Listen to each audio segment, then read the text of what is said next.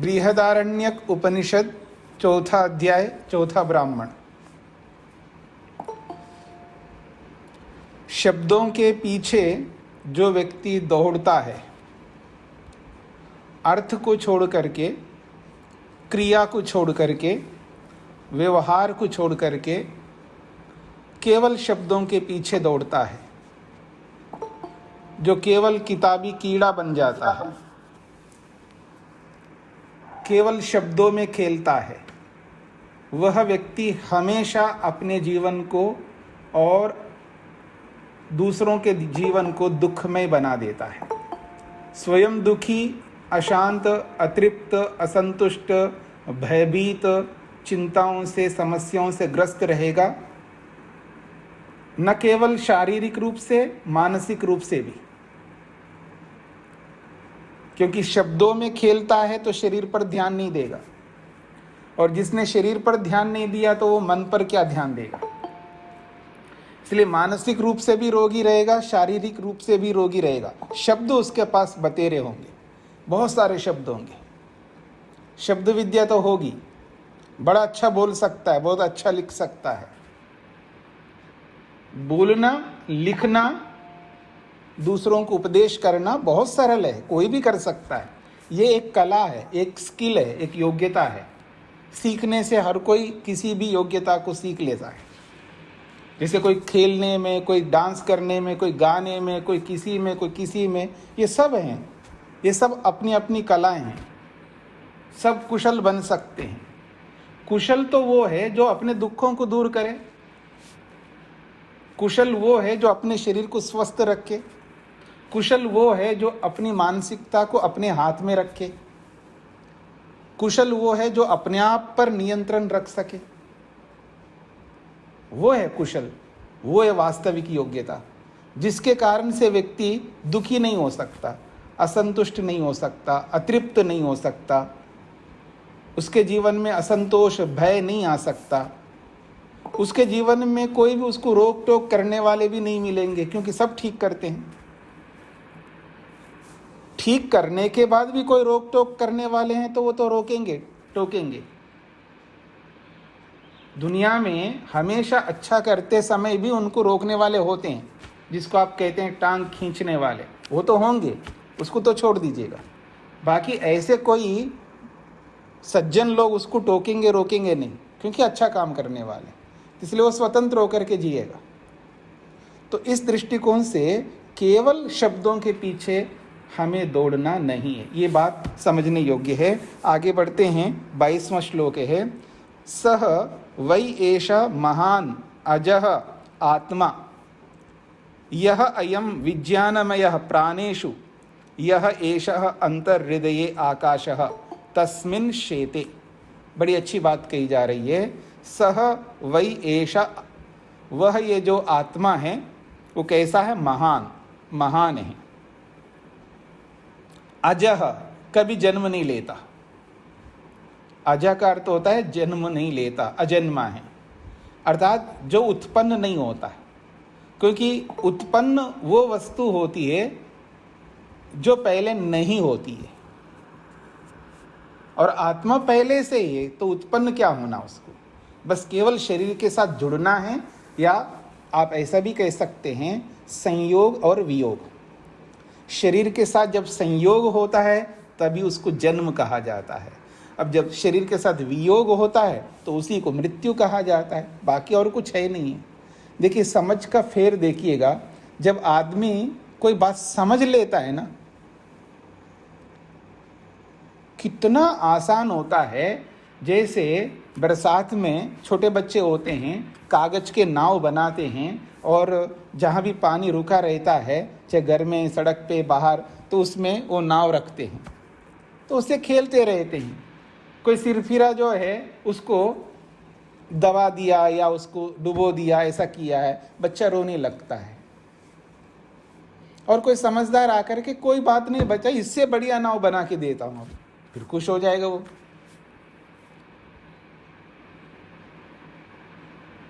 केवल समझ का अंतर है कि आप देखिएगा कि एक गया तो दूसरा आ जाएगा ना, उससे बढ़िया आ रहा है ना, फिर किस बात का दुख है, क्या परेशानियां हैं। अगर सच बोलने से या कोई ऐसी परिस्थिति आने से अगर हम सत्य बोलते हैं, न्याय करते हैं, धर्म करते हैं, पुण्य करते हैं, तो शरीर से छूट जाएंगे, यही तो डर है ना। भाई मेरे को मार डालेंगे या मैं जी नहीं पाऊंगा, तो मर जाओ ना। फिर मरेंगे तो फिर काम कैसे होगा? काम तो होंगे ही। अगर कोई सत्य के लिए मरता है, न्याय के लिए मरता है, पुण्य के लिए मरता है, तो ये तो बहुत बड़ी बात होती है ना। जो वीरों के लिए हम सलाम क्यों न करते, जो देश के लिए मरते हैं उनको सलाम क्यों करते हैं? वो इसलिए करते हैं क्योंकि उन्होंने अच्छा काम किया। तो ऐसे हम भी अच्छा करेंगे तो जो देश के लिए लड़ते हैं, देश के लिए बलिदान देते हैं, क्या उनको नरक मिलता है क्या? उनको तो स्वर्ग मिलेगा ना, अच्छा काम किया उन्होंने। इससे भी अच्छा जन्म मिलेगा। जिस शरीर में हम आज हैं उससे बहुत अच्छा शरीर अगर हमको मिलने वाला हो तो फिर परेशानी किस बात का है? मरना पड़े तो मरेंगे ना, मरने से डरते क्यों? किस बात का डर है हमें? नहीं जी, बड़े मुश्किल से तो इतना तामझाम किया है और एक अच्छे रास्ते पे चल रहे हैं और मर जाएंगे तो पता नहीं क्या होगा। मतलब ईश्वर पर भरोसा नहीं है, ईश्वर के न्याय पर हमें भरोसा नहीं है। ईश्वर के न्याय को हम नहीं समझ रहे हैं, ईश्वर को न्यायकारी क्यों बोलते हैं हम? इसका ये अर्थ है कि अगर कोई व्यक्ति सच्चाई के रास्ते पे चलता है उसको तो हानि कभी हो ही नहीं सकती। हाँ, तात्कालिक हानि तो सभी को हो जाएगी, उसमें तो कोई बात नहीं है। शरीर चला गया, पैसा चला गया, जमीन चली गई, ठीक है ना, पद चला गया, प्रतिष्ठा चली गई, सम्मान चला गया, ये सब तात्कालिक है, तो जाएंगे। इनको तात्कालिक सुखों को ध्यान में रख करके दीर्घकालिक सुख को क्यों छोड़ना चाहते हैं? तात्कालिक दुख से छूटने के लिए दीर्घकालिक दुख क्यों लेना चाहते हैं? तो हम अपनी बुद्धि का सदुपयोग करते हुए, समझ पैदा करते हुए, विवेक पैदा करते हुए देखेंगे तो हमें कोई परेशानी नहीं होगी। इसलिए आत्मा उत्पन्न नहीं होता है, बस केवल उसका शरीर के साथ संयोग या कभी वियोग ये होता रहता है, इसलिए वो अजय है।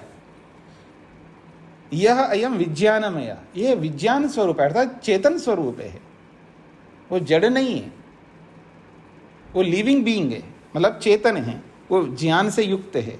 प्राणेषु, प्राणों के साथ विचरण करता है, प्राणों में रहता है, प्राणों के साथ काम करता है, चाहे वो इंद्रिय रूपी प्राण हो, चाहे वो प्राण अपान व्यान उदान रूपी प्राण हो, उनके साथ रहता है। यह ऐसा अंतर हृदय आकाश, जो शरीर के अंदर जो हृदय रूपी आकाश है वहाँ पर तस्मिन् शेते, वहाँ पर निवास करता है। सर्वस्य वशी, वो सबको अपने वश में रखता है, सभी इंद्रियां उसी के अधिकार में हैं। सर्वस्य वशी, सारी इंद्रियां आत्मा के अधिकार में हैं। जिसके साथ वो जुड़ना चाहेगा उसी के साथ जुड़ेगा आत्मा। मैं आंखों से देखना चाहूँगा तो ही देखूंगा ना, मैं सुनना चाहूँगा तो सुनूंगा, मैं बोलना चाहूँगा तो बोलूँगा, मैं जो करना चाहूँगा, आत्मा जो चाहेगा वही होगा ना। ये अलग बात है जब अविद्या से ग्रस्त होकर के, अनियंत्रित होकर के कुछ भी करता हो, एक अलग बात होगी। लेकिन यदि थोड़ी देर के लिए अविद्या को अलग करके देखें तो फिर आपको समझ में आएगा वो सर्वस्य वशी, वो सबको अपने वश में रखने वाला है। सर्वस्य ईशान, और सबका स्वामी भी है, इंद्रियों का स्वामी है, इसलिए तो उसको इंद्र कहते हैं। इंद्र को इंद्र इसलिए कहते हैं, वो इंद्रियों का स्वामी होता है, सर्वस्य अधिपति, और सबका वो अधिपति है, सबका पालन भी करता है, सबको ठीक रखने का प्रयास भी करता है। स न साधुना कर्मणा भूया न एव असाधुना कनियान। बहुत अच्छी बात कही है। सह, वो जो आत्मा है, न साधुना कर्मणा भूयान, अगर कोई अच्छा कर्म कर दिया तो उसके अंदर कोई परिवर्तन हो जाए, वो बड़ा बन गया, आत्मा तो जैसा है वैसा रहेगा। वो अगर अच्छा कर्म किया है तो वो बहुत बड़ा बना नहीं है, उसके स्वरूप में कोई चेंजेस नहीं होते, परिवर्तन नहीं होते। तो कह रहे हैं स न साधुना कर्मणा भूयान, वो साधु अच्छे कर्म करके बड़ा नहीं बनता है। फिर कहा न एव असाधुना कनियान, अगर मान लो पाप कर्म कर दिया तो बहुत छोटा बन गया। कनियान कहते हैं छोटा। कहने का अभिप्राय है अच्छा करे बुरा करे, आत्मा जैसा है वैसा रहेगा। समस्या है जैसा है वैसा तो रहेगा, वैसा रहते हुए वो सुखी नहीं रह पाएगा यदि असाधु कर्म करे तो। मतलब पाप कर्म किया तो भी आत्मा के स्वरूप में कोई परिवर्तन नहीं होने वाला है, लेकिन वो सुखी नहीं रहेगा, अथवा यूं कहूं वो सुख का अनुभव नहीं कर पाएगा। हाँ, इस बात को मेरी ओर देखिएगा, आत्मा अपने निज स्वरूप में जैसा है वैसा रहेगा। अगर पाप कर्म किया है तो आत्मा में कोई परिवर्तन नहीं होगा, लेकिन उसके सामने जो दुख दिखाई देगा ना, उसको सहन नहीं कर पाएगा। इस बात पर ध्यान दीजिएगा,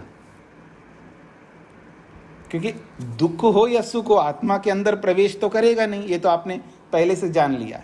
आत्मा के अंदर कोई भी चीज बाहर की अंदर प्रवेश नहीं हो सकती। फिर जब सुख आता है तो उसके सामने ही तो आएगा ना, आत्मा के सामने।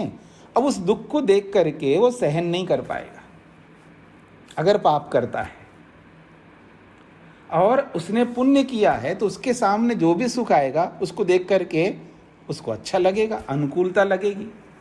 इसलिए मनु महाराज ने एक बहुत बड़ी बात कही है, ये सुख क्या चीज है, ये दुख क्या चीज है। दुख किसको कहते हैं, सुख किसको कहते हैं? तो कहते हैं अनुकूल वेदनीयम सुखम। अनुकूल वेदनीयम यानी अनुकूलता का अनुभव जब करता आत्मा, अनुकूलता का मतलब है उसको सामने जो भी दिखाई देता है, चाहे रूप रस गंध स्पर्श शब्द चेतन जड़ कोई भी, तो उसको अनुकूल लगता है, उसको हटाना नहीं चाहता है, वो सामने रहे आत्मा के सामने। ये जो उसकी अनुकूलता है यही तो उसके लिए सुख है। अब जब कोई भी ऐसी प्रतिकूलता सामने आ जाए तो उस प्रतिकूलता को वो सहन नहीं कर सकता, वही दुख है। अब सहन नहीं कर सकता का मतलब ये सहन ना होना क्या होता है, वो सामने नहीं रखना चाहता, उसको सामने रहे। जैसे कोई आपका शत्रु हो, मान लो जो कोई भी आपका शत्रु हो, अब वो आपके सामने आ जाए तो आप क्या चाहोगे? कोई बोल इसको मेरे सामने से, मेरे आंखों के सामने से इसको दूर करो, ऐसा बोलते हैं ना आप, इसको हटाओ मेरे सामने से, मेरे आंखों से दूर, ये ओझल इसको यहाँ से हटाओ जल्दी, नहीं तो फिर मैं पता नहीं क्या कर डालूंगा। यानी वो सामने से हटाना चाहता है उसको, वो कोई दुख नहीं दे रहा। आज वो भूल गया जी, माफ़ी कर दो आप, माफ़ी कर दो आप, माफ़ी करो, ये करो, पहले जो किया मूर्खता से, अब वो नहीं कर रहा है इसी मूर्खता, फिर भी उसके प्रति जो द्वेष बना हुआ है उसको सामने देखना नहीं चाहता। और उसके जब तक सामने रहेगा ना, इसका दिमाग खराब रहेगा, क्योंकि वो प्रतिकूल लग रहा है, कोई हानि चोट नहीं पहुंचा रहा है वो, तो भी वो अनुकूल नहीं लगता। बस यही स्थिति आत्मा की रहती है। तो इसलिए कहा जा रहा है वो बड़ा अच्छा काम करे, साधुना कर्मना न भूयान, वो साधु कर्म करे तो भी बहुत बड़ा फूल के कुप्पा नहीं होता है, न एव असाधुना, और पाप कर्म करिए तो कनियान, बहुत छोटा बन गया हो, ऐसा नहीं हो सकता। वो जैसा वैसा रहेगा, अपने निज स्वरूप से ठस से मस नहीं हो सकता, वो जैसा का वैसा रहेगा। सर्वेश्वर वो सभी इंद्रियों का, सभी प्राणों का वो स्वामी है। एषः भूतानाम अधिपति, ये भूतों का अधिपति। अब यहाँ से सर्वेश्वर एषः भूतानाम अधिपति, अब यहाँ परमात्मा परक भी आप अर्थ ले सकते हैं। सर्वेश्वर, वो सबका ईश्वर है। एषा भूतानाम अधिपति, ये समस्त भूतों का अधिपति, स्वामी, मालिक है। एषा भूतपालः, और वो भूतों का पालन पोषण भी करने वाला है। एषः सेतुः, और ये सेतु भी है। सेतु कहते पुल, यानी अपने लक्ष्य तक पहुंचाने का काम भी भगवान हमको करता है। आपने कठोपनिषद में भी पढ़ा है, सेतु बोला है वहाँ परमात्मा को। कठोपनिषद में परमात्मा को भी ईजाना नाम सेतु ऐसा कहा है। तो वो सेतु का मतलब पुल। ईश्वर साधन भी है और साध्य भी, याद रखना। ये पीछे भी हमने इस पर विचार किया। जैसे आँख, नाक आदि जो इंद्रियां हमारी, जो शरीर के गोलकों में विराजमान हैं, ये इंद्रियां हमारे लिए साधन है। शरीर भी साधन है अपने लक्ष्य को प्राप्त करने के लिए। ठीक इसी प्रकार परमात्मा भी साधन बनता है। वो साधन भी और साध्य भी है, क्योंकि बिना ईश्वर के सहयोग से लक्ष्य को हम पा नहीं सकते हैं। और लक्ष्य क्या है? आनंद, सुख, और कुछ नहीं है ना। यही तो ईश्वर भी हमें क्या चाहिए? ईश्वर। अगर ईश्वर में आनंद ना हो ना, ईश्वर से क्या लेना देना है हमको? कोई लेना देना नहीं। अगर कोई आदमी है, बाहर खड़ा है कोई आदमी, उसका हमारा क्या लेना देना है? उससे हमें क्या लाभ मिलेगा? वो कुछ नहीं कर रहा है आपके लिए, कुछ भी नहीं कर रहा है, तो उसे क्या लेना देना है? लेकिन कोई बाहर आदमी खड़ा है, वो हेल्प करना चाहता है, आपको हेल्प करना चाहता है। आपको क्या मतलब? किसी को भी नौकरी नहीं है तो नौकरी देना चाह रहा है, पैसा नहीं है तो पैसा देना चाह रहा है, खाना नहीं है तो खाना, जो नहीं है आपके पास वो सब देना चाह रहा है। तो फिर वो आपके लिए तो सब कुछ हो जाएगा वो। तो ठीक इसी प्रकार से ईश्वर जो है, ईश्वर इसलिए हमारे लिए है क्योंकि वो सुख देता है, यानी वो सुख स्वरूप है, ऐसा भी कह सकते हैं। वो हमारे सामने जब खड़ा रहेगा, आत्मा के समक्ष रहेगा, वो सुख रूप में विराजमान होगा। बस उसको देख देख करके हम अनुकूल अनुभव करेंगे, अनुकूलता अनुभव करेंगे, यही तो सुख है। तो कहा जा रहा है वो सेतु है। फिर कहा एषाम लोकानाम विधरण, ये जितने भी लोक है, पृथ्वी लोक, अंतरिक्ष लोक, द्युलोक, जितने भी लोक, इन सबका वो विधरणा, धारण करने वाला है, इन सबको वो धारण करता है। फिर कहा असंभेदाय, असंभेदाय क्यों धारण करता है? असंभेदाय, ये भेद को प्राप्त नहीं हो, यानी जैसे ईश्वर पृथ्वी को धारण न करें तो पृथ्वी कहाँ जाएगी? सूर्य की ओर चिपकने लग जाएगी, अथवा नीचे की ओर जाएगी, कैसे भी हो सकता है। या सूर्य को धारण नहीं करे तो सूर्य जो है पृथ्वी की ओर बढ़ेगा। जो भी लोक लोकांतर हैं, इन सबको ईश्वर धारण करता है। क्यों? असंभेदाय, ये भेद को प्राप्त ना हो, ये सब संतुलित रहे। फिर कहते हैं तम एतम वेदानुवचनेन ब्राह्मणा विविदिशन्ति। बड़ी अच्छी बात कही। तम, ऐसे उस परमात्मा को, तम एतम, ऐसे इस परमात्मा को, वेदानुवचनेन, वेद की आज्ञा से, वेदानुवचन कहते हैं वेद की आज्ञा से, ब्राह्मणा, ये जो ब्राह्मण लोग हैं, या परमात्मा के सहारे से, या वेदानुवचनेन ब्राह्मणा, ये वेदानुवचनेन जो है विशेषण मान सकते हैं ब्राह्मणा का। और ब्राह्मण वेद कहेंगे तो कैसा वेद है? वेदानुवचनेन, वेद ज्ञान रूपी ब्रह्मा से, वेद ज्ञान रूपी वेद से, अथवा ज्ञान रूपी वेद से, ऐसे भी कह सकते हैं। इससे विविदिशन्ति, वो जानना चाहते हैं परमात्मा को, या जानते हैं।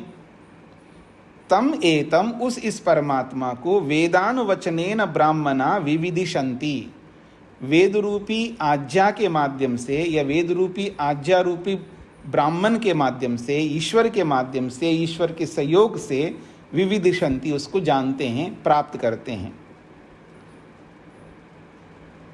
तो करते क्या है वो? ऐसे ऐसे थोड़ा प्राप्त करेंगे।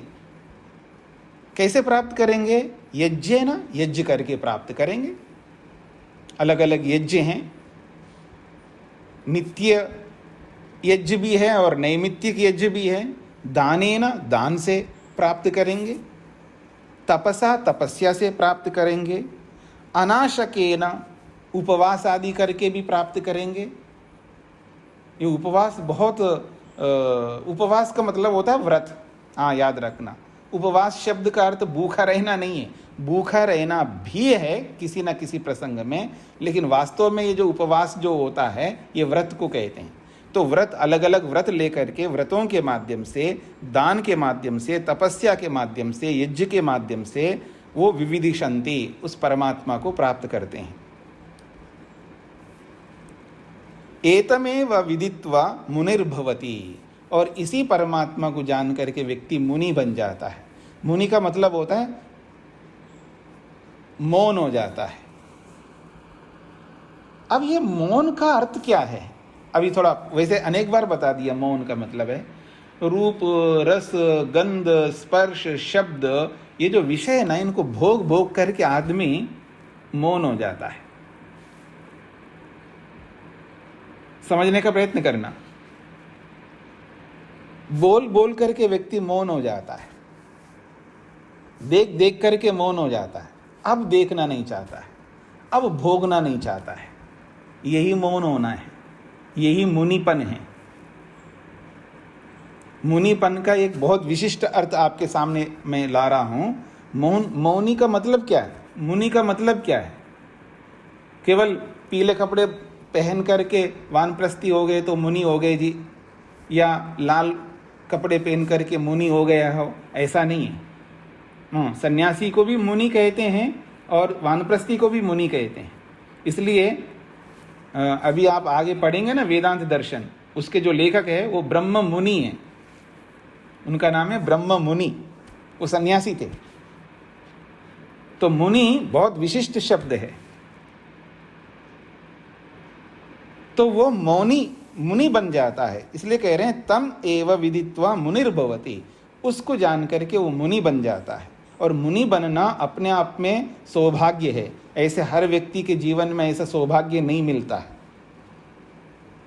एतमेव प्रव्राजिना लोकमिच्छन्ता प्रव्रजन्ति, और एक बात कही जा रही है, एतमेव, इसी परमात्मा को, प्रव्राजिना, जो प्रव्राजी होते हैं, प्रव्राजी का मतलब है परिता व्रजतीति परिव्राजा, जो सब और घूमता रहता, सब जगह जाता आता रहता है, उसको परिव्राजक इसलिए कहते हैं। वो सब जगह घूमने वाला होता है, सब जगह जाने वाला होता है। इस लॉकडाउन ने मेरे को बांध के रख दिया, नहीं तो मैं सब जगह घूमता रहता हूँ, ठीक है जी।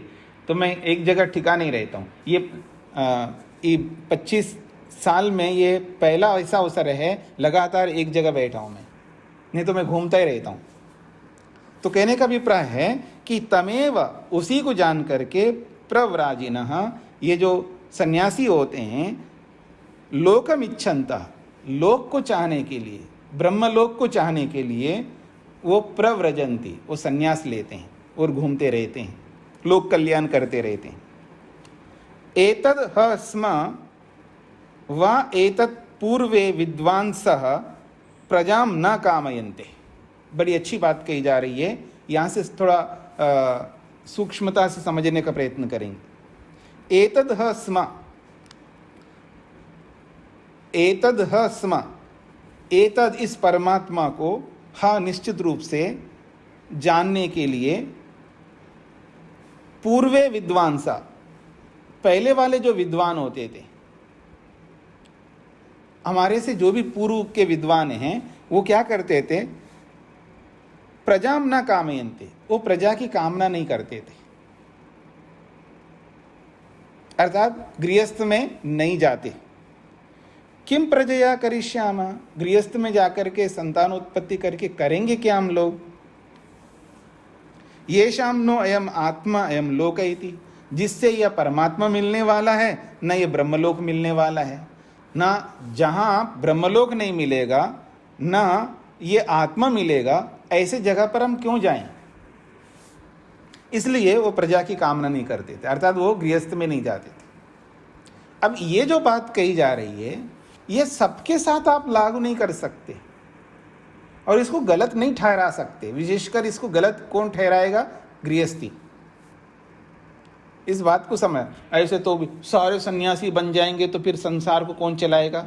आप क्यों ठेका ले रहे हो जी? आपको नहीं जाना है, मत जाओ, लेकिन दूसरा जा रहा है तो उसको क्यों रोकना चाहते हैं आप?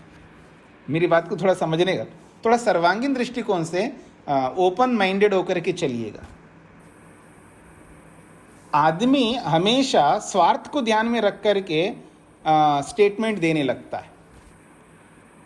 मान लीजिएगा मैं इंजीनियर हूँ और इंजीनियर्स के लिए अगर कोई ऐसा कानून आ गया हो तो इंजीनियरों का दाल नहीं गल रहा हो तो फिर वो गलत ठहराएंगे सरकार को या उस कानून को।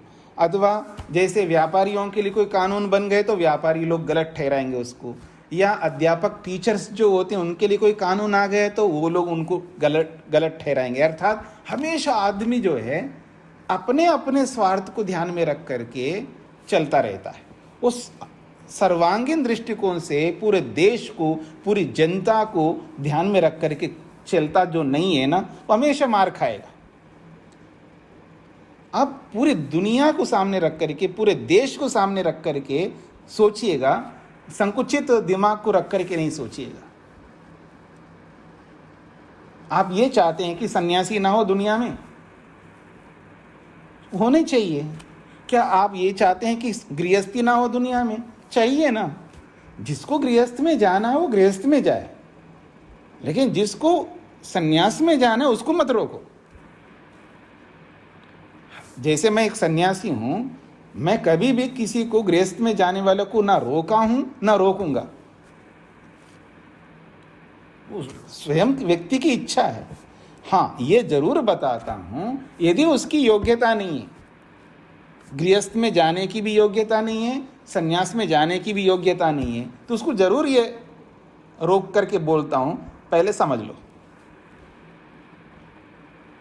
विद्या प्राप्त कर लो, विद्या प्राप्त कर लो, उसके बाद में जो आपकी इच्छा वो कर लो।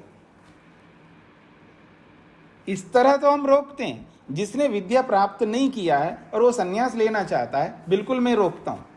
मेरे को वर्षों हो गए हैं, मेरे पास बहुत सारे लोग आते हैं, वानप्रस्थ लेने के लिए भी आते हैं, सन्यास लेने। मैं किसी को सन्यास वानप्रस्थ आज तक दिया नहीं हूँ।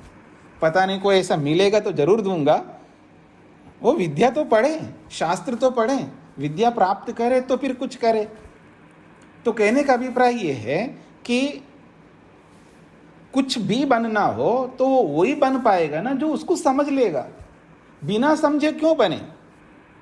उसके लिए तो मैं जरूर रोकता हूं, लेकिन ना तो मेरे को सन्यासियों से कोई हमदर्दी है, न गृहस्थियों से कोई द्वेष है।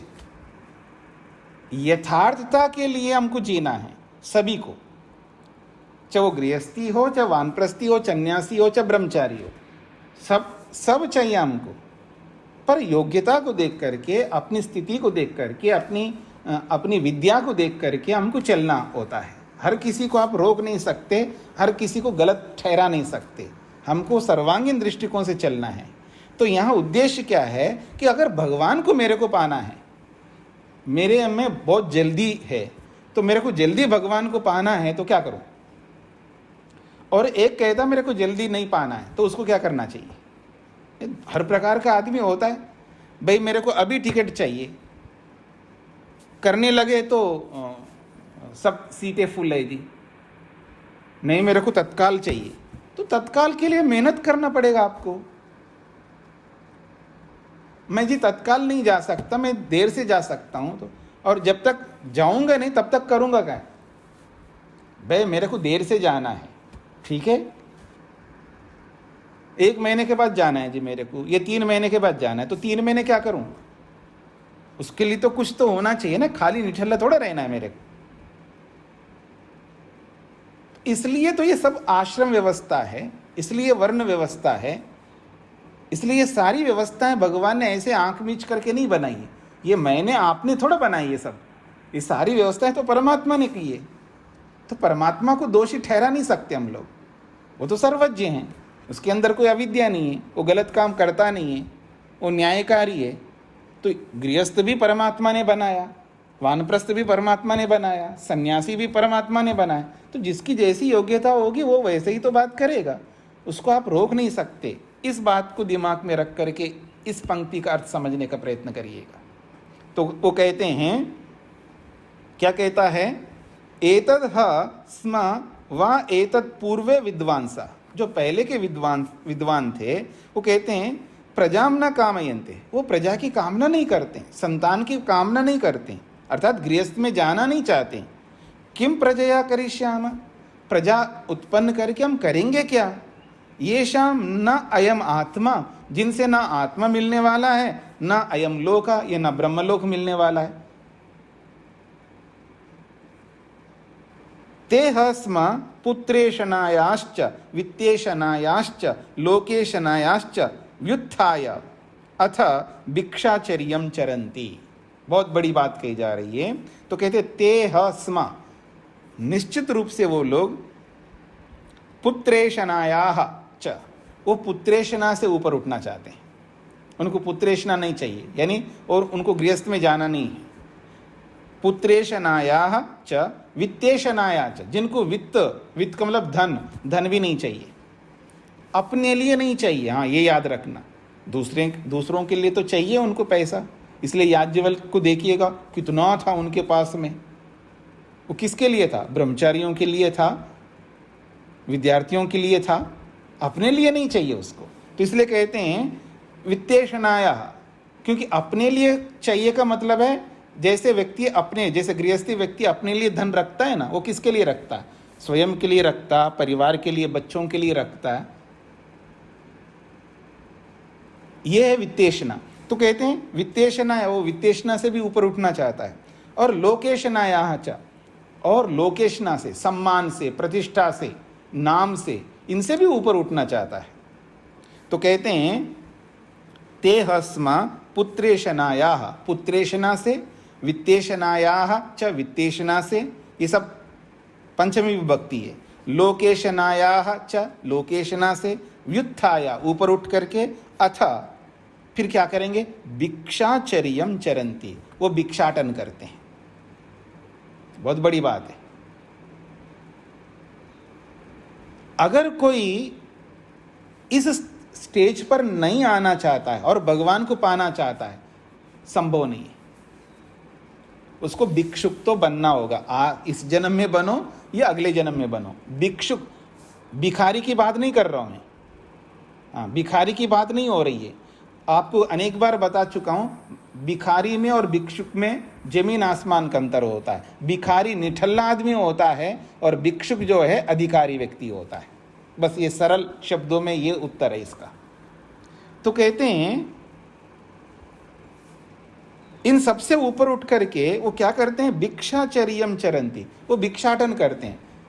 माते भिक्षाम देहि, क्यों जी, अगर मैं आपके घर पे आकर के ये कहूं माते भिक्षाम देहि, तो आपको भिक्षा देनी होगी, ठीक है जी। तो कहते हैं वो भिक्षाचरण, क्योंकि भिक्षाटन जो है ना, एक निरहंकार का एक बहुत बड़ा ये साधन है। जो मांगता है ना आदमी, मांगने वाला, अब मेरी ओर देखिए, मेरी ओर थोड़ा देख रहे हैं, दो पैसे दो, ऐसा नहीं कह सकता वो, मतलब अकड़ करके नहीं बात कर सकता, अहंकार से युक्त नहीं हो सकता। वो कह दे हाँ जी आप थोड़ा सा हेल्प करना जी, देखिएगा आप थोड़ा हेल्प करिए कुछ, क्योंकि उसके अंदर नम्रता होगी, अहंकार नहीं होगा। इस अहंकार को ही तो समाप्त करना है। अब कोई कहता नहीं जी मैं तो कभी भिक्षा नहीं मांगूंगा, नहीं मैं तो कभी भिक्षा मांगूंगी नहीं, मत मांगो। इसका मतलब अहंकार से रहना चाहते हैं आप? किस बात का अहंकार है आपको, क्यों नहीं मांगना चाहते हैं आप? मतलब गृहस्थ में रहते हुए नहीं, हाँ अगर गृहस्थ ब्राह्मण है तो वो मांग सकता है। भिक्षा मांगने का अधिकार जो है ब्राह्मण को है, क्योंकि ब्राह्मण को नहीं कमाना होता है, उसको व्यापार नहीं करना हो। अगर कोई अपने आप को ब्राह्मण मानता है फिर वो व्यापार करता है, वो ब्राह्मण थोड़ा है, वो तो वैश्य है। योग्यता से ही तो वर्ण होते हैं ना। तो ब्राह्मण को तो भिक्षा मांगनी है, क्षत्रिय नहीं मांग सकता, वैश्य नहीं मांग सकता, शूद्र नहीं मांग सकता। भिक्षा तो ब्राह्मण मांगेगा, सन्यासी मांगेगा, वानप्रस्थी मांगेगा, ब्रह्मचारी मांगेगा। वो अपनी अविद्या को हटाना चाहेगा। जो अपनी अविद्या को, मूर्खता को दूर करना चाहेगा वो निश्चित रूप से भिक्षाचरण करना होगा। या आजकल वो सिस्टम नहीं है जी, माते भिक्षान दे, ऐसा आपके डोर पर आकर के हम तो मांग नहीं सकते, लेकिन वो मांगने का स्वरूप दूसरा बन गया। जैसे मैं आप लोगों को बीच बीच में मैसेज डालता हूँ जी, आप हेल्प करना भूल रहे हैं, बड़े मुश्किल से 3-4 लोग डालते हैं, और जब मैं मैसेज डालता हूँ तो 10-11 तक पहुँच जाता है, उसके आगे नहीं पहुँचता है। जब मैं हेल्प मांगता हूँ आपसे, क्योंकि मेरे को बहुत सारे लोगों को कुछ करना होता है, तो जब आपका नहीं मिलता है तो मैं मैसेज डालता हूँ आपके ग्रुप में, जी आप लोगों का नहीं आ रहा है। तो जब मैसेज डालता हूँ तो 10-11 तक पहुँचता है, नहीं तो जब मैसेज नहीं डालता हूँ तो 3-4-5 लोग हेल्प करते हैं। और पढ़ते कितने? 50 लोग तो लाइव में बैठते हैं। आप में से 50 लोग जो है लाइव में बैठते हैं आप लोग, और हेल्प जो है वो 10-11 लगभग, कभी कभी 12-13 होता होगा, इससे ज़्यादा हेल्प नहीं करते हैं आप लोग, क्योंकि दूसरों के लिए कुछ करना पड़ता है ना हम सबको।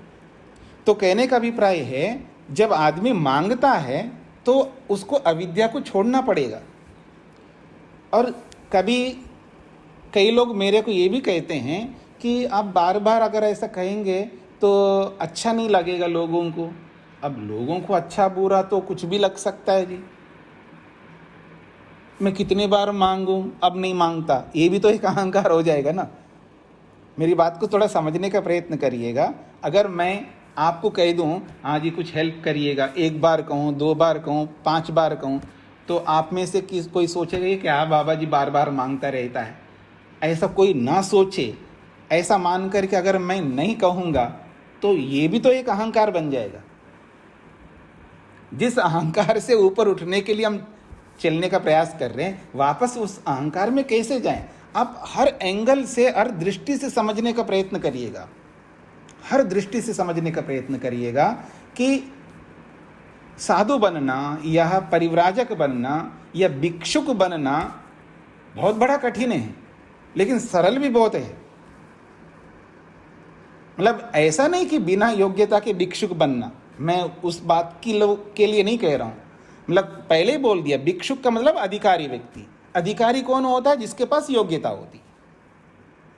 अधिकारी वो व्यक्ति होता है जिसके पास योग्यता होती है। तो वो योग्य व्यक्ति तो अधिकारी है, वही तो भिक्षुक बन सकता है। निठल्ला आदमी भिक्षुक कैसे बन पाएगा? जिसके पास योग्यता नहीं है वो कैसे भिक्षुक बनेगा? बनता है तो उसकी हानि होती है। आप हरिद्वार जाइए, ऐसे ऐसे जगह पर जाइए तो लाखों लोग आपको मिलेंगे, लाल पीले कपड़े पहन करके मांगते रहते हैं। उनको तो आप किस दृष्टि से देखते हैं आप सब जानते हैं। लेकिन उनके अंदर भी कोई ऐसा कोई अधिकारी व्यक्ति होगा तो उसको आप कभी ऐसी दृष्टि से नहीं देखोगे, क्योंकि अधिकार जो है योग्यता के कारण से हैं। और जब अयोग्य व्यक्ति मांगने लगता है तो फिर वो हानिकारक बन जाता है। इसलिए इस मानसिकता में भी नहीं रहना है कि कितने बार मांगा जाए। हमारा धर्म है, हम अपने धर्म को नहीं छोड़ सकते, क्योंकि हम अपने लिए कुछ नहीं करना चाहते। भोजन तो कहीं भी मिल जाता है, रहना तो कहीं भी मिल रहा है, लेकिन हम जो भी करना चाहते हैं विद्यार्थियों के लिए करना चाहते हैं, या जो भी जिनको आवश्यकता है ऐसे लोगों के लिए कुछ करना चाहते हैं। इस दृष्टिकोण से हम लोग मांगते हैं। आप कुछ भी समझ सकते हैं, प्रसंग चला है इसलिए बोल रहा हूं। मैं कभी कोई शर्म नहीं करता। शर्म वही करेगा ना जो अहंकार में आता है। निरहंकारी को क्या कहाँ शर्म होगी? ठीक है, आप कुछ भी मान लीजिएगा, आपके मानने से मैं बदल थोड़ा जाऊंगा। अगर कोई कुछ भी मान ले तो मान ले, मानने में तो आप स्वतंत्र हैं ना। आप क्या मानेंगे सोच करके मैं अपने धर्म को नहीं छोड़ सकता ना। तो कहने का अभिप्राय है, यहाँ पर ये बोला जा रहा है कि इस लोकेशना से, इस वित्तेशना से, इस पुत्रेशना से ऊपर उठ करके भिक्षाचर्य यानी भिक्षाटन जो करता है वो व्यक्ति निश्चित रूप से ईश्वर के निकट जाने वाला है। इसलिए ये बोला जा रहा है इन तीनों ऐशनाओं से ऊपर उठ करके भिक्षाचरण करते हैं वो। फिर कहते हैं या ही एव पुत्रेशना स वित्तेषणा, या वित्तेषणा स लोकेशना। बहुत बड़ी बात कही जा रही। कहते हैं या ही एव पुत्रेशना, अगर किसी में पुत्रेशना है तो समझ लेना उसके अंदर वित्तेषणा भी होगी और लोकेशना भी होगी। ये पीछे भी कई बार ये चर्चा हो चुकी है। देखो जी, मेरे में कोई धन में कोई मेरी रुचि नहीं है, लेकिन मेरा नाम चाहिए, मैं नाम के लिए मरता हूं। मेरे को धन में कोई रुचि नहीं है, ये तो हमारी भूल है। ऐसा नहीं है।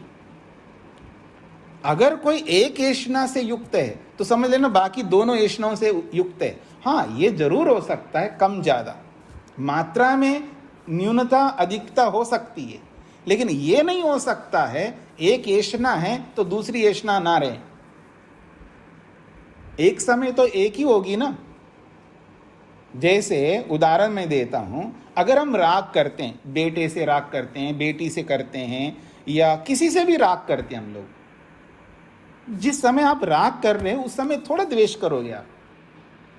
भिन्न समय में, अलग समय में तो द्वेष करोगे ना आप। इसका यह अर्थ नहीं कि आप राग कर रहे हो तो आप में द्वेष नहीं है। मैं सीधी बात करता हूं, आपको बेटे में राग है, बेटी में राग है, पति में राग है, पत्नी में राग है, मेरे में भी राग है, हो सकता है, ठीक है ना।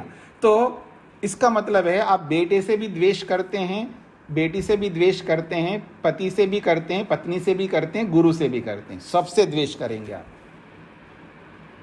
ये हो नहीं सकता आप द्वेष नहीं करते हैं। नहीं जी, मैं अपने बेटे से कैसे द्वेष करूंगी। अगर कोई माँ ये सोचे, बिल्कुल करेंगी द्वेष। जब आपकी बात वो नहीं मानता है ना, फिर देखना। उदाहरण दूं, उठ बोलती ना माँ बेटे को, उठो बेटा। अरे उठ, अच्छा उठता नहीं है, फिर देखना उसके दिमाग गर्म होने लगता है और वो कुछ ना कुछ बोलती है। वो क्या है? द्वेष ही तो है।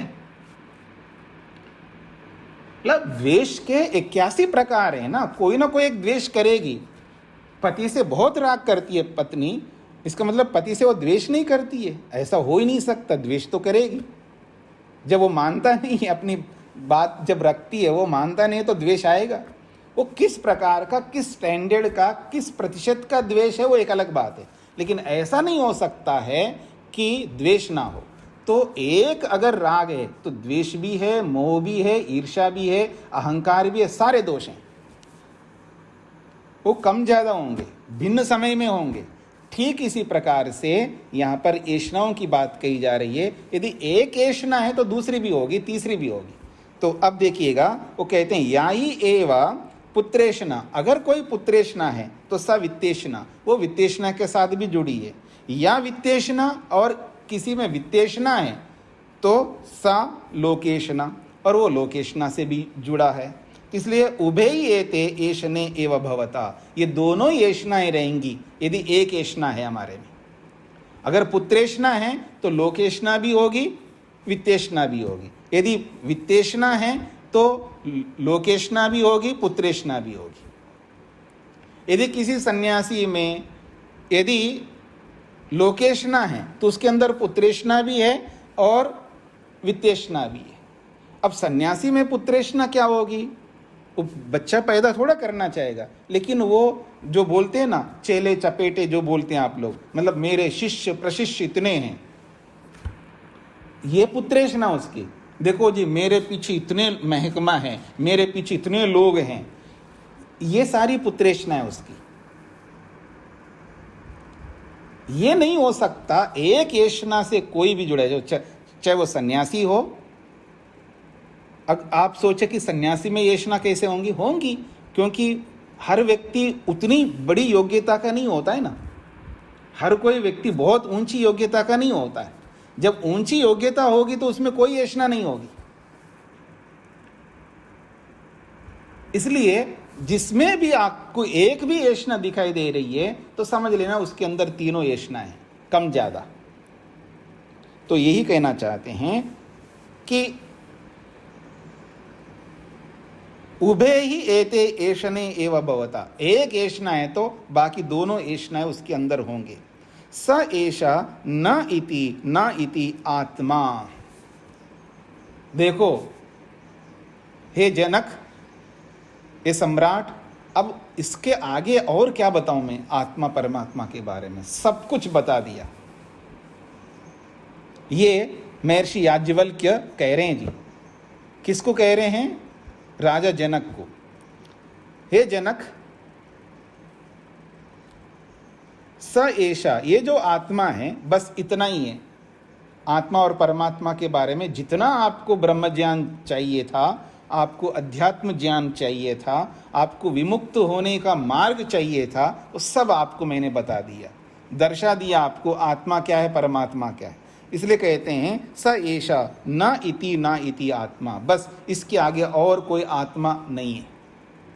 इसलिए समझ लो ये जनक अगृह्य नहीं गृह्यते, बस इसके आगे और कोई वो गृहित नहीं होता है, वो अगृह्य है। इन इंद्रियों से, इन साधनों से, जो दिखने वाले जो साधन है हमारे पास में, ये जो इंद्रियां हैं, नेत्र, कान, श्रो, ये जितने भी ज्ञानेंद्रियां हैं, इनसे अगृह्य, वो गृहित नहीं होता, इसलिए न गृह्यते, इन इंद्रियों से वो पकड़ में नहीं आता है। अशीर्य, वो नष्ट होने वाला नहीं है। नहीं शीर्यते, वो कभी नष्ट नहीं होगा। असंग, वो घुलता मिलता नहीं है किसी में, घुल मिल नहीं ना करने वाला। नहीं सज्जते, इसलिए वो किसी के साथ भी वो घुल मिल नहीं सकता। असितः, वो बंधन में भी नहीं आता। असिता है, आपको याद आ रहा है असिता शब्द कहाँ आता है संध्या में? असितो रक्षिता बोलते हैं ना आप लोग, बंधन रहित। तो इसलिए कहा असिता, वो बंधन रहित हैं, वो बंधन में भी नहीं आता है। न व्यथते, वो कभी दुखी नहीं हो सकता, व्यथा को, दुख को, क्लेश को प्राप्त नहीं हो सकता। न रिष्यति, अंत में कहा वो कभी मरता भी नहीं। एतम हु अ एव एते न तरता इत्यतः पापम अकर्वम इत्यतः कल्याणम अकर्वम इति उभे उ अ एव एषः एते तरति न एनम कृताकृते तपतः। बहुत बड़ी बात कही जा रही है। वो कहते हैं एतम उ, इसी परमात्मा के लिए बताया जा रहा है। ह एव एते, ये जितने भी है, लोकेशना है, वित्तेशना है, पुत्रेशना है, जो बताए तीन एशना है, एतम, इस परमात्मा को न तरता, इनका उल्लंघन नहीं कर सकते। ये जो एशनाएं जो है, ये परमात्मा का उल्लंघन नहीं कर सकते। अर्थात इन एशनाओं को रख करके कोई परमात्मा को पाना चाहेगा तो नहीं पा सकता। इन तीनों एशनाओं को छोड़ना ही पड़ेगा। पुत्रेशना को रखते हुए, वित्तेशना को रखते हुए, लोकेशना को रखते हुए अगर कोई परमात्मा को पाले, इसका मतलब है ये एशनाएं जो है परमात्मा को तर जाएंगी, पर ऐसा नहीं हो सकता। तो कह रहे हैं एतम हु अ एव एते न तरता, एतम, इस परमात्मा को, एते, ये तीनों एशनाएं, न तरता, ये लांग नहीं सकती हैं। इत्यतः, इसलिए पापम अकरवम, चाहे आप पाप करो, इत्यतः कल्याणम अकरवम, चाहे कल्याणकारक कर्म करो, दोनों काम करो, कुछ भी करो। आदमी दोनों प्रकार के कर्म करता है, कुछ पाप भी करता है, कुछ पुण्य भी करता है, चाहे आप कुछ भी करो। पापम अकरवम, अरे मैंने पाप किया है। कल्याणम अकरवम, मैंने तो बहुत अच्छा कल्याणकारक कर्म किया है। ठीक है जी। इति उभे उ अ एव एषा एते तरति न एनम कृताकृते तपतः। तो कहते हैं उभे उ अ एव एषः एते, ये दोनों पाप और पुण्य, इन दोनों से वो तरति, तर सकता है। न एनम कृताकृते तपता, तब इस कृत और अकृत, यानी पाप और पुण्य इसको परेशान नहीं कर सकते। जब पाप और पुण्य से ऊपर उठ जाता है, फिर देखिएगा कहते हैं उभे उ अ एव एषा एते तरति। ये उभे का मतलब दोनों, हाँ निश्चित रूप से, उ निश्चित रूप से, एषा ये जो आत्मा है, मनुष्य है, एते तरति इन दो तीनों से वो तर जाता है, या तीनों ऐषणाओं से तर जाता है, अथवा इन पाप और पुण्य से तर जाता है। न एनम इस आत्मा को कृत अकृते, कृत हो या अकृत हो, कृत का मतलब पुण्य, अकृत का मतलब पाप, कृत और अकृत जो है न तपतः उसको दुखी नहीं कर सकते। जब पाप और पुण्य से ऊपर उठ जाता है तब उसको पाप और पुण्य कुछ भी कष्ट नहीं पहुंचा सकते। इसका ये अभिप्राय है। तो इस बड़े श्लोक में बहुत अच्छी अच्छी बातें कही गई हैं, इसको समझने का हमें प्रयत्न करना है। यथार्थता को सामने रखते यदि हम विचार करेंगे अपने जीवन में और यथार्थता में चलने के लिए प्रयास करेंगे, सबसे बड़ी कमी हम सब में ये होती है कि हम स्टार्ट नहीं करते, प्रारंभ नहीं करते। यदि हमने प्रारंभ कर दिया ना, मान लो सीढ़ियाँ, बहुत सीढ़ियाँ हैं, कभी आप इधर गुजरात में आइएगा, गुजरात में जूनागढ़ एक जगह है, वहाँ पर सीढ़ियाँ ऐसे चढ़ कर के जाते हैं। सुबह सुबह 8 बजे लोग शुरू करते हैं, पता नहीं शाम को जा कर के चढ़ पाते हैं। इतनी सीढ़ियाँ हैं वहाँ पर, चढ़ते जाते। अब कोई इतनी सारी सीढ़ियों को देख कर के पहले से हार गया, अब मेरे बस की बात नहीं, मैं तो नहीं चढ़ सकता, तो ठीक है। और एक आदमी एक सीढ़ी पर खड़ा हो गया, अब उसकी हिम्मत होगी दूसरी सीढ़ी में भी खड़ा होने की, फिर तीसरी सीढ़ी में, तो धीरे धीरे चलता रहेगा। ठीक है, मेरे पास में तो समय ही समय है ना, अगर शाम तक नहीं चढ़ूंगा तो शाम को वहीं विश्राम कर लूंगा ना, अगले दिन फिर आगे बढ़ जाऊंगा, पर चढ़ना तो स्टार्ट करूं। मेरी बात को समझने का प्रयत्न करना, ये हम सबके ऊपर लागू होती है बात। हम स्टार्ट नहीं करते हैं, चाहे विवेक वैराग्य को प्राप्त करने के विषय में हो, चाहे मोह को राग को छोड़ने के विषय में हो, चाहे आश्रम को छोड़ने के विषय में हो, चाहे किसी के विषय में हो। हम यदि स्टार्ट करेंगे, प्रारंभ करेंगे, तो आज प्रारंभ करेंगे तो एक दिन आएगा तब समाप्त भी हो जाएगा, प्राप्ति भी हो जाएगी। अब प्रारंभ ही नहीं किए तो प्राप्ति कैसे हो पाएगी? इस बात को लेकर के हमें चलना चाहिए। तो अब कोई किसी को कुछ पूछना हो तो पूछिएगा।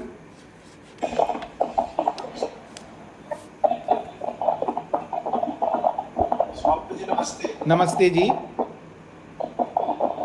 सबका जड़ क्या हम राग को मान सकते हैं कि राग के कारण ही द्वेष और ये सारे आपके यहाँ से डिस्टर्बेंस ज़्यादा आता है तो उसको ठीक कर लीजिएगा, उसको म्यूट कर लीजिएगा। नहीं, सबका जड़ राग नहीं है, सबका जड़ अविद्या है। अविद्या, अस्मिता, राग, द्वेष और अभिनिवेश, ऐसे 5 क्लेश हैं। इन पांचों में सबका जड़ अविद्या है जी। नमस्ते स्वामी जी। हाँ जी, नमस्ते जी। स्वामी, जैसे अभी आपने बताया कि पहली सीढ़ी पर चढ़ना और प्रारंभ करना जी, वो यदि नहीं हो पाता तो उसके पीछे क्या कारण होता है? उसके पीछे तो बहुत सारे कारण हैं। हम शब्दों के पीछे दौड़ रहे हैं और अर्थ को नहीं देख रहे हैं, ये सबसे बड़ा कारण है। जब हम बोलते हैं ना जी, हाँ जी मेरे को पता है राग नहीं करना चाहिए, द्वेष नहीं करना चाहिए, गुस्सा नहीं करना चाहिए, लड़ाई झगड़ा नहीं करना चाहिए, हाँ टेंशन में नहीं रहना चाहिए, वो चाहिए ये चाहिए, ऐसे बहुत सारी बातें हम बोल रहे हैं और करने का जब समय आता है तो नहीं कर रहे हैं। तो इसका क्या मतलब है? इसका यही मतलब है कि हम शब्दों के पीछे दौड़ रहे हैं, अर्थ को नहीं देख रहे हैं जी। जी स्वामी, धन्यवाद। स्वामी जी प्रणाम। हाँ जी, प्रणाम जी। जी स्वामी जी। हाँ, उसको हम सांसारिक दुख और सुख को जड़ माने, क्या माने स्वामी जी? देखिए, सुख और दुख जो है जिसका गुण है उसी का मान सकते हैं। अगर दुख तो प्रकृति का है, ठीक है जी, और सुख प्रकृति से सुख मिलता है तो प्रकृति का भी सुख है। तो वो सुख एक क्वालिटी है, एक गुण है, और वो जड़ का भी हो सकता है, चेतन का भी हो सकता है।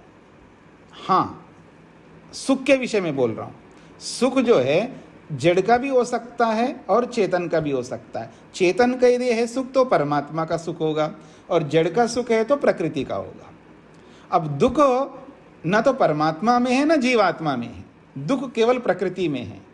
तो अगर जड़ वस्तु का सुख है तो जड़ वस्तु का सुख माना जाएगा, तो उसको आप जड़ भी कह सकते, कोई आपत्ति नहीं है, क्योंकि जड़ वस्तु का गुण जड़ ही रहेगा। अब वो सुख परमात्मा का है, जैसे मुक्ति का सुख है, परमात्मा का सुख है, समाधि में मिलने वाला सुख है। अगर वो सुख परमात्मा का है तो उसको चेतन मान लीजिएगा, क्योंकि चेतन का गुण है। ऐसा जी स्वामी जी। और आपने कहा किसी के प्रति राग होता है तो उसके प्रति द्वेष भी होता है जी। ये जरूरी है क्या?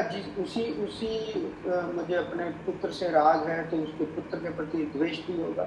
हाँ, भिन्न समय में होगा ना द्वेष। जी, भिन्न समय में हो सकता है, बट ऐसा नहीं है कि पुत्र के प्रति राग ही राग हो, द्वेष ना हो। नहीं हो सकता, इम्पॉसिबल, नहीं हो सकता जी। क्योंकि कुछ ना कुछ अंश में हमें, जब वो कुछ भी हमारी आज्ञा का पालन नहीं करता, किसी भी अंश में नहीं करता, उतने अंश में हमको द्वेष होता है उससे। उदाहरण के लिए, बेटा बहुत अच्छा है, सारी बात मानता है, बस एक कमी है जी, वो आलसी है।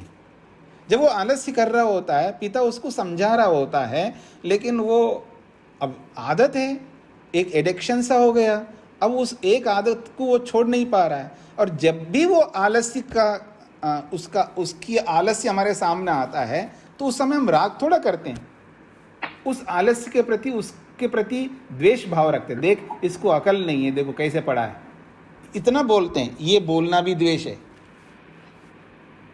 हाँ, मतलब हाँ, जब लग अविद्या रहेगी स्वामी जी, तब लग ये सारे के सारे रहेंगे। हाँ जी, हाँ जी, बिल्कुल बिल्कुल जी। और एक अंतिम प्रश्न था स्वामी जी कि यहाँ कहा कि जब हम आत्मा पाप पुण्य से तर जाता है, ऊपर जाता है, तो पाप पुण्य उसको दुख नहीं, दुखी सुखी नहीं, उससे उसका कुछ मतलब इफेक्ट नहीं रहता। जब आदमी पाप पुण्य से ऊपर उठ गया है तो वो पाप पुण्य तो खत्म ही हो, मतलब उसके कर्मों में वो पाप तो करता ही नहीं है।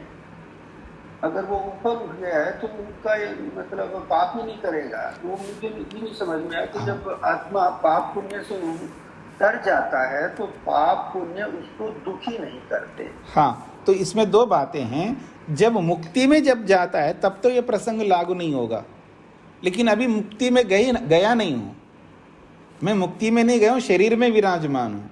समाधि मतलब कोई योगी समाधि लगाता है और मुक्ति में अभी गया नहीं है, और शरीर में रहता हुआ उसने पहले पाप और पुण्य किया हुआ है, उसके बाद में उसने निष्काम कर्म करना प्रारंभ किया, लेकिन उसके साथ में पाप और पुण्य उसको दुख दे रहे होते हैं ना, फल तो भोग रहा है ना।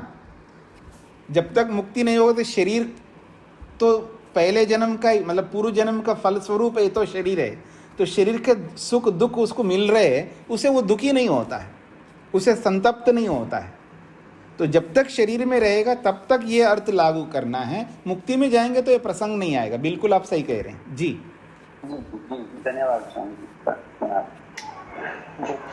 जी। एक राग द्वेष के बारे में जैसे प्रश्न था कि जैसे अभी आपने बताया था कि लोकेशना अगर होगी या कोई भी ऐसा होगी तो ईश्वर को प्राप्त नहीं कर पाएंगे।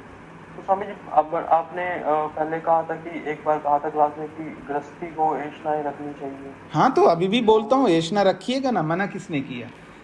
बिना ऐशना के तो आप आगे बढ़ नहीं सकते, लेकिन एक स्टेज आएगा आपको, तब इन ऐशनाओं से ऊपर उठना पड़ेगा आपको। जब आप, अभी तो आप छोटे हो, आपके बच्चे तो बिल्कुल छोटे छोटे हैं, ठीक है ना। हाँ, कुछ 2 महीने के, 3 महीने के, 4 महीने के, ऐसा कुछ होंगे ना आपके बच्चे अभी, जो आप, तो आपको तो हाँ 5 साल के हैं, जितने भी हैं, तो आपको 25 साल के बाद में पूछूंगा आपको, 25-30 साल ले लीजिएगा। हाँ, देखो जाओ जी लो अपनी ज़िंदगी 30 साल ठीक है जी। अब 30 साल के बाद मैं कहूँगा अब छोड़ो, तब तो छोड़ना पड़ेगा ना आपको। एक स्टेज आता है ना, अगर किसी ने पैसा प्राप्त ही नहीं किया उसको थोड़ा उपदेश करूँगा मैं कि आपको वित्तेषणा नहीं रखनी चाहिए। किसी ने सम्मान का कोई काम ही नहीं किया उसको थोड़ा मैं कह सकता हूँ कि आपको सम्मान के लिए सोचना नहीं चाहिए। बिल्कुल सोचना चाहिए, उसके बिना वो मेहनत कैसे करेगा। तो लोकेशना, वित्तेषणा, पुत्रेषणा सब में होनी चाहिए। सब में का मतलब है जिन्होंने इन ऐषणाओं को समझ करके देख करके भोगा नहीं है, और जो भोग चुके हैं, ठोकरें खा चुके हैं अनेक बार, फिर भी उनके पीछे क्यों दौड़ना है। एक स्टेज आने पर सब कुछ छोड़ना होता है जी। हाँ स्वामी जी, जैसे याज्ञवल जी जो ऋषि थे उनका एक प्रसंग आया था कि जिसमें उन्होंने दान के मतलब कि राजा जनक जी से दान के लिए उन्होंने कहा था कि 1000 गायों का जो प्रसंग आया था। तो स्वामी जी तो उनमें भी तो वित्तेषणा थी, वो तो ब्रह्मवेता थे, तो उन्होंने तो मतलब ऐषणा क्यों रखी थी? नहीं, देखिए मैंने बोला था ना आपको अभी इसी क्लास में कि याज्ञवल्क्य को भी बहुत चाहिए, वो अपने लिए नहीं चाहते। वो जैसे मैं भी मांगता हूँ, मैं व्यक्तिगत रूप से अपने स्वयं के खर्चे के लिए नहीं मांग रहा हूँ। मेरी खर्चा तो सबके बीच में हो ही रही है, मेरे को व्यक्तिगत अलग से नहीं चाहिए। लेकिन जो मैं मांगता हूँ दूसरों के लिए मांगता हूँ। तो ऐसे ही याज्ञवल्क्य ने दूसरों के लिए मांगा है, अपने लिए नहीं मांगा है जी। हाँ श्री जी, नमस्ते जी। जी ये जो मंत्र था नंबर 22 काफी लंबा, काफी बड़ा था। तो इसमें पहले आत्मा का वर्णन हुआ कि आत्मा अजन्मा है, संयोग से शरीर में जन्म होता है, वो मुश्किल चुनाव है। उसके बाद फिर वो थोड़ी देर के बाद फिर वो आत्मा का स्वरूप को बदल के ईश्वर के सुख स्वरूप में चले गए जी। तो फिर वापस थोड़ी देर के बाद फिर सुपेशना लोकेशना में फिर से वापस में आ गए जी। तो ये चीज उसको मुझे कुछ तो करना पड़ेगा, मुझे मालूम है, लेकिन मैं समझना चाहता हूँ कि ये कंफ्यूजन कैसे होता है। कभी कभी आत्मा स्वयं स्वरूप में कभी चली जाती है, फिर वापस चली जाती है। तो जी यही उपनिषद का रहस्य है कि आत्मा को बोलते बोलते परमात्मा में आ जाते हैं, परमात्मा को बोलते बोलते आत्मा पे आ जाते हैं। तो दोनों, आत्मा शब्द से दोनों का ग्रहण होता है ना। आत्मा जो है कॉमन शब्द है, फिर उस आत्मा से परमात्मा भी ग्रहण होता है और जीवात्मा भी ग्रहण होता है। तो जितना अंश आत्मा के लिए घटित होता है उतना आत्मा के लिए लेना है, और जितना अंश परमात्मा के लिए घटित होता है उसका अर्थ परमात्मा के लिए लेना है। यहाँ साक्षात शब्दों में ये नहीं बोला ये आत्मा से जीवात्मा है, ये आत्मा से परमात्मा है। ये हमें समझना है, वाक्यार्थ का बोध हमें करना है कि ये परमात्मा के लिए लागू हो रहा है, ये जीवात्मा के लिए लागू हो रहा है। तो इसका जो और अच्छा निर्णय जो है, जब आप वेदांत पढ़ेंगे ना, वेदांत जो है इसी उपनिषद की व्याख्या है। हाँ, तो वहाँ आपको और अच्छा समझ में आ जाएगा जी। तो मैं आपसे यही पूछना चाहती थी, हाँ जी, वेदांत में क्या क्या है? हम पढ़ने के इच्छुक जो हैं, हमें पता तो लगे वेदांत में आप क्या पढ़ाएंगे। माता जी, जब वेदांत पढ़ाने की बात आएगी तब बात करेंगे ना, अभी से नहीं।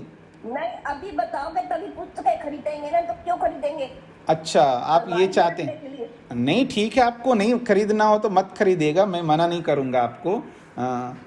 लेकिन अभी नहीं बता सकता। आप बात ही समझे, हमें पता तो हो कि उसमें क्या चीज है।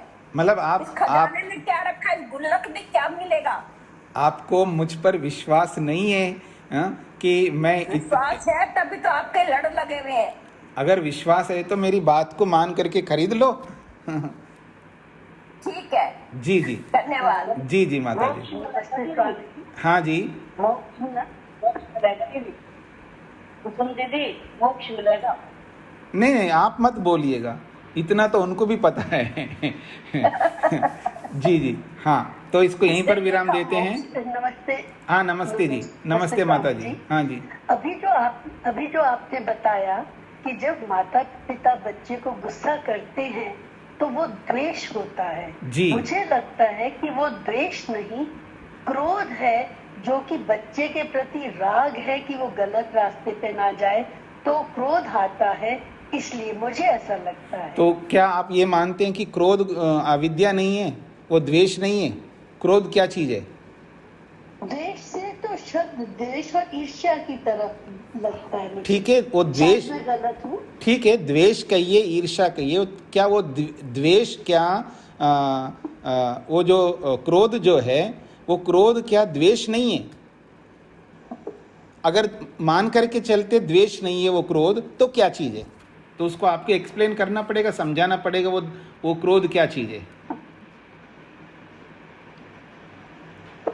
क्रोध कहो, द्वेष कहो, ईर्ष्या कहो, वो सब द्वेष ही है। द्वेष के बहुत सारी वेराइटीज़ हैं। तो जैसे राग है, द्वेष है, वो एक ही प्रकार का नहीं होता, अनेक प्रकार का होता है। मतलब वो द्वेष का ही एक स्वरूप है क्रोध, द्वेष का ही एक स्वरूप है ईर्ष्या। हाँ, उसका एक अलग अलग स्वरूप है। ईर्ष्या करने का ढंग थोड़ा अलग होता है, क्रोध करने का ढंग अलग होता है। जैसे राग का ढंग अलग है, लोभ का ढंग अलग है, तो लोभ भी उसी राग का एक अलग स्वरूप है। ऐसे इन्हीं दोषों के अलग अलग थोड़ा थोड़ा अलग होता है। तो ये जब आप योग दर्शन पढ़ेंगे अच्छी तरह, तब आपको ये सारी बातें समझ में आएंगी। जी, तो स्वामी जी, एक छोटा सा प्रश्न है जी। धन्यवाद। कई बार मुझे ये लगता है कि वेदांत के जो प्रकरण ग्रंथ वगैरह अगर हम पहले पढ़ लेते हैं तो उपनिषद को समझना कुछ सरल हो जाता है। जो हमारे पास कई प्रश्न उठते हैं, जैसे शेखर साहब ने कहा, तो वो स्थिति असल में एक जीवन मुक्त आदमी की है। जब वो आचरण करता है और प्रारब्ध के कारण सुख दुख भोगना पड़ता है, तो वो समत्वम अपनाता है। समत्वम योग उच्यते। जी जी, बिल्कुल बिल्कुल बिल्कुल, आप सही कह रहे हैं। मुझे ऐसा लगता है जब हम ये उपनिषद पढ़ रहे होते हैं, तो असल में क्या है, उपनिषद का समय दूसरा था, उसके बाद उस पर मंथन विचार करने का जो शंकराचार्य जी का समय एक अलग था। तो वो एक लिस्ट ऑफ उपनिषद हो गया, जो उपनिषदों में जो मेन चीजें थी उनको लेकर एक ग्रंथ तैयार हो गया जिसे वेदांत कहते हैं। उपनिषदों का निचोड़ कह सकते हैं, क्या ऐसा कहते हैं? हाँ, कह सकते हैं, क्योंकि उपनिषदों की व्याख्या ही है। वेदांत जो है उपनिषदों की व्याख्या ही है। तो उपनिषदों का सार कह सकते हैं आप। जी, तो ओम का उच्चारण